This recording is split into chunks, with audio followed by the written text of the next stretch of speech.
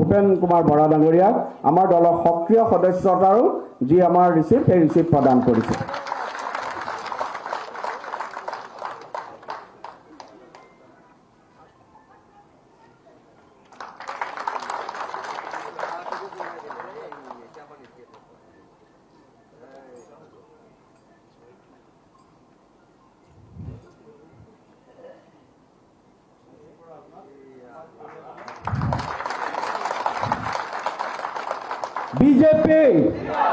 BJP Narendra Modi Nitin नवीन जी doctor Himanta विश्व